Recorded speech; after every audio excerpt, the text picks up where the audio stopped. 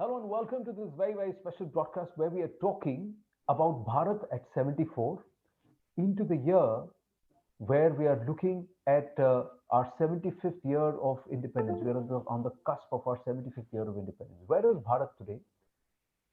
Where has it come from? And where do we see it going from here? So let's talk to somebody who's got Bharat in his soul and he's trying to bring it out with his pen in his books. Amish Tripathi, celebrated author, and I'm a huge fan of his work. But Amishji, first let me ask you the vision of Bharat, where it was, how it needed to come, and you drew some parallels, especially in Suhail Dev. So let's talk about Bharat at 74. Where do you see Bharat has come, say, in the last 74 years? Look, I think in many ways it's quite significant. We have made, we have made tremendous progress in the last 74 years, which we should not belittle. Uh, there are many who will complain that, we've made only so much progress, but it's easy to forget that just 300 years ago, just 200 years ago, 150 years ago, random foreign armies could come deep into the heart of India, and Indians were subjected to random violence. Uh, you know, Billions, hundreds of billions of dollars were looted from India. Our temples were demolished, our universities were broken, and we passed through in the last 1,000 years a terrible, and most of the ancient civilizations passed through such a phase. Uh, we have recovered a lot of ground. I mean, it's almost impossible to imagine that a foreign army could come into the heart of India. It's impossible, right? We're a much tougher, we have a much stronger state right now. So yes, a lot of progress has been done, but a lot more needs to be done. I think in some ways, mentally, we are still colonized.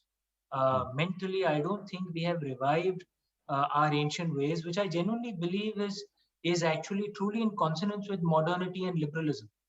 Uh, it's not that we have to become westernized to become liberal and to respect women's rights. Not true. We just have to respect our own ancient tradition. So a long journey has been covered, but there is a lot more to go. Prime Minister calls this the Amrit Mahotsav. When I say Amrit means, is there a subtle reference to churn too? Because Amrit was a product of a lot of churning. So are we as a nation going through that churn at this point in time? And is it perhaps, are we on the cusp of deciding whether we go north or do we go south? Anand, our yash, our fame will spread north, south, east, and west, as it was in ancient times. But I think you have hit upon a deeper point on what the Honorable Prime Minister said.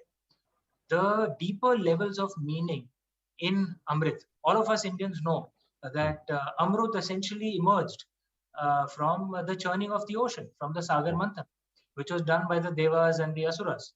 It was helped by Lord Vishnu, Lord Shiva, so many others. And we all know the story. But have we thought deeper about what actually happens, what the Sagar Manthan is supposed to represent? We do get Amrut at the end. We do get the nectar of life at the end. The churning of the ocean also, released a lot more treasures. It released the Kamdhenu Gai, it released the Kalpavruksha, so many treasures which were useful for humanity, for Mother Earth.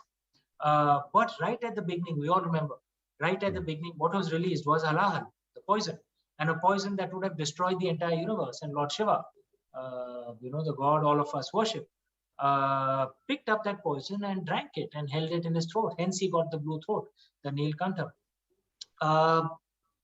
There is a metaphorical meaning behind that.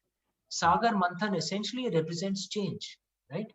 And any change, and a massive change like what India is witnessing right now, any process of churn will release positives, but it will release negative energies as well.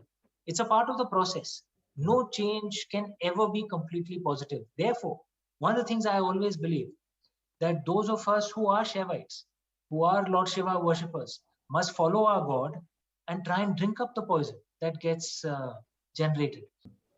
Let me ask you this, because you're also somebody who keeps traveling to India, but is also seeing India from afar. while you're taking the cause for cultural India with your responsibilities currently. So, so how is India perceived? Is there a change in the way Bharat is being perceived of late? And what else do we need to do so that perception is perhaps embellished with more positivity, and our nation is identified and understood for the right reasons and for the true reasons as to what this nation actually is? Anand, very good question. And I think one of the things which I will say, it might sound like a harsh truth, but it is the truth. Indians at times like to think that there is a negative image of us in the West, or among some there's a positive image. The harsh truth is actually, more often than not, India is actually ignored. More often than not, I'm saying among the masses, most people aren't even aware of India. And even if they've heard of the name, just a few things, maybe yoga, Mahatma Gandhi, at least some Gautam Buddha. You'll be surprised how many people actually believe Gautam Buddha actually came from China or Japan. You'll be shocked to discover, right? Not from the Indian subcontinent. And whether it's Nepal or India, we're all from the same subcontinent, right? So the first task is that actually you need the masses to even be aware across the world, to even be aware of India, right? For a nation that has a bigger population than North America, Europe, and the Middle East combined, for a nation that is the 5th largest economy in the world, we have a shockingly low awareness index, right?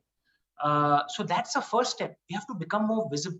Fortunately, our Indian diaspora is really helping a lot in that direction, no doubt about it. Like I said, yoga has helped, and it's fantastic that in the last few years, we've taken ownership of yoga. You'll be surprised how many people were actually trying to speak of yoga being an extension of Swedish stretching exercises. Bizarre. Okay. But at least we've taken ownership of yoga, right?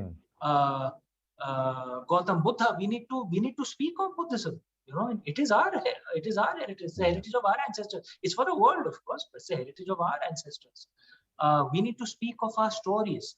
Now, is there a section in the West which has a bias against India?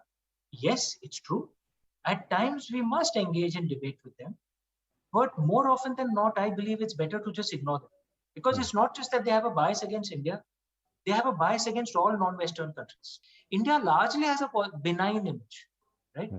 I'm a diplomat, so I can't name the country, but we all know there's a certain authoritarian communist country to our north, which almost everyone one sees has a negative image of, right? India is not seen negatively. We are seen in a benign way. Those who do notice us, many don't notice us. So actually, there are some positives. We need to build on that. We need to build our visibility and build on the fantastic heritage that we have. No, I agree with you. But does that come with perhaps a certain level of cultural awakening, or will it come with a certain amount of sociological change, the shift within us itself, where we don't perceive ourselves based on how we've been conditioned as losers, as somebody who should feel inferior about themselves, to somebody who should be proud of their civilizational ethos, their origins, proud of the amount of knowledge that we have given to the world, proud of our gifts to the world, and to be able to proudly stand up there and say that our identity is our diversity. Our identity is the many languages that are spoken here. They all origin from 3 or 4 languages. That's the mother, but that's our identity, and all of us are together, despite being very, very different. But that has to come with a certain level of belief. How is that belief going to come? What is our story to tell the world? Anand, you've hit the nail right on the head. Because if we have to build our image in the world, first we have to be clear about who we are. At this point in time, we are not. We can lay the blame, at the feet of various issues for this. The foreign invasions over the last 1,000 years, our colonial education system, which we have not reformed as yet, the fact that we don't learn enough about our own past. The history that is taught to us is more the history of our invaders rather than the history of our ancestors who fought those invaders.